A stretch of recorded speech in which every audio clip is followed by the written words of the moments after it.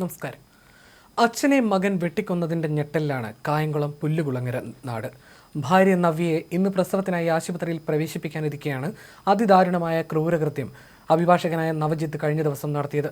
രക്ഷിതാക്കളുമായി ഉണ്ടായിരുന്ന കുടുംബ പ്രശ്നമാണ് കൊലപാതകത്തിന് പിന്നിലെന്നാണ് പ്രദേശവാസികൾ പറയുന്നത്.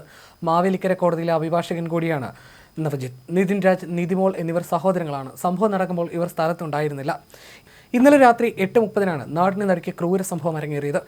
കണ്ടലൂർ തെക്ക് പീടികത്തറയിൽ നവജിത്ത് അച്ഛൻ നടരാജനെയും അമ്മ സിന്ധുവിനെയും വെട്ടിയ ശേഷം വീടിന്റെ മുകളിലെ നിലയിൽ നിലയുറപ്പിക്കുകയായിരുന്നു. വെട്ടുകത്തി കൊണ്ടായിരുന്നു ആക്രമണം. ആശുപത്രിയിൽ എത്തിച്ചെങ്കിലും നടരാജൻ മരിച്ചിരുന്നു. അമ്മ സിന്ധു അതീവ ഗുരുതരാവസ്ഥയിൽ മാവേലിക്കരയിലെ സ്വകാര്യ ആശുപത്രിയിൽ ചികിത്സയിലാണ്.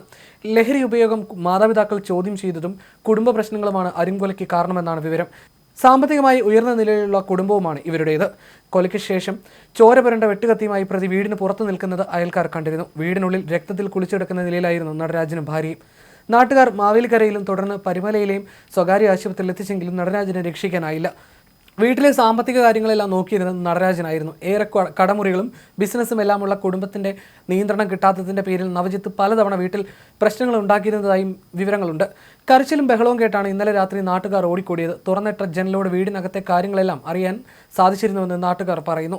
നടരാജന്റെ മുഖത്തുൾപ്പെടെ നിരവധി തവണ വെട്ടേറ്റിരുന്നു. നാട്ടുകാരെത്തിയതോടെയാണ് വീടിന്റെ മുകളിലത്തെ നിലയിലേക്ക് പോയ പ്രതിയെ പോലീസ് എത്തി അതിസാഹസികമായി കീഴടക്കിയത്. കയർ ഉപയോഗിച്ച് പ്രതിയെ വരിഞ്ഞു മുറുക്കുകയായിരുന്നു. ജനങ്ങൾ ആക്രമിക്കുമെന്ന് ഭയന്ന് പിൻവാതിലൂടെയാണ് ഇയാളെ പുറത്തേക്ക് കൊണ്ടുപോയത്. വിവരമറിഞ്ഞ് പ്രദേശത്ത് വൻ ജനക്കൂട്ടമാണ് ഇന്നലെ തടിച്ചുകൂടിയത്.